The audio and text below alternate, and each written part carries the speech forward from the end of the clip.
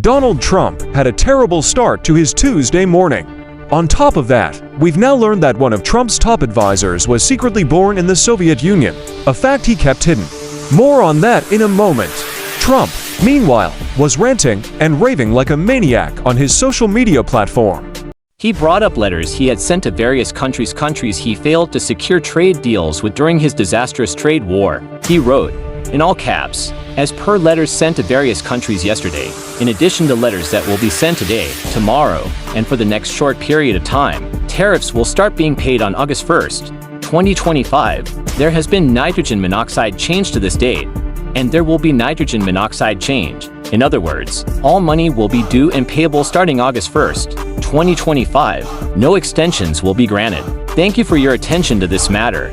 Let's be clear, a tariff is a tax on American importers, not foreign countries. The burden falls on US companies and ultimately consumers. Foreign governments don't pay tariffs, the American side does. Trump either doesn't understand this or is hoping his followers don't. Later, Trump held a chaotic and disorganized cabinet briefing. I'll be doing a full breakdown video on it later because it went completely off the rails. During the meeting, Trump praised the disaster response in Texas, saying, "Congratulations on a job well done," and even took credit for saving lives. He rambled, "This is the way it's supposed to happen. We crushed it. We did amazing." He continued, "The response has been incredible. And the fact that we got along so well, I don't even think that's a political thing, but we got along so well. It was so unified. I think a lot of lives have been saved."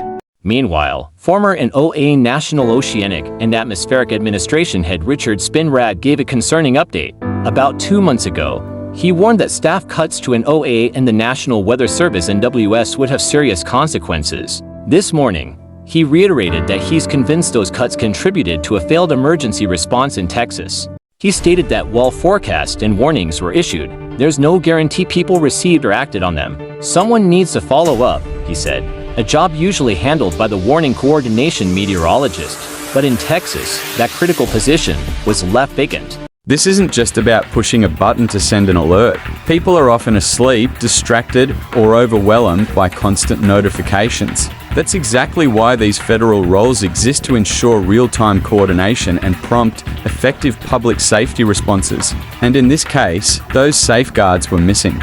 Federal agencies were supposed to take the lead, or at the very least co-lead, with the state. But according to Department of Homeland Security Secretary Kristi Noem, the federal government does not manage disasters, the states do. That's simply false. Yes, states have a role, but in major disasters, the federal government leads or supports heavily. That's the whole point of FEMA. The Trump administration, however, seems to be rewriting that rule. Let's move now to another one of Trump's cabinet members, Brooke Rollins, the Secretary of Agriculture. Rollins unveiled the administration's new plan during a press conference: deport migrant farm workers, even those who haven't committed crimes, and replace them with people on Medicaid. She said, "There are 34 million able-bodied adults in our Medicaid system who can fill those jobs." She added that the administration would push for a 100% American workforce, with automation eventually taking over. But until then, it's deportations and making poor Americans work on farms if they want to keep their health care. It's a dystopian vision. As journalist Jordan Weissman sarcastically noted, we've gone from USAID program analysts will make shoes to people will pick strawberries to keep their health insurance. This isn't policy, it's cruelty disguised as patriotism. Next, we had mega Republican Congressman Jim Jordan. He went on Fox News and said the new budget bill is great because the left hates it. According to him, that's the best metric. If liberals dislike it, it must be good. Jordan justified the work requirements. If there's an able-bodied adult out there now who is in our welfare system, guess what? That person is going to have to work. He added that it's good for taxpayers, the economy, and most importantly, good for the person being forced into labor. He ended by saying, "We know this is a good bill because the left hates it. That's it. No real policy analysis. Just spite-based governance. Owning the libs apparently matters more than helping constituents." Then there was another clip on Fox News with Congressman Greg Stoop. The host pointed out that the Medicaid requirement is only 80 hours a month, not even per week. Many people work 80 hours a week, she said. Stubb responded by saying he'd cut more if his party's moderates let him. I support massive cuts across the entire government, Stubb said.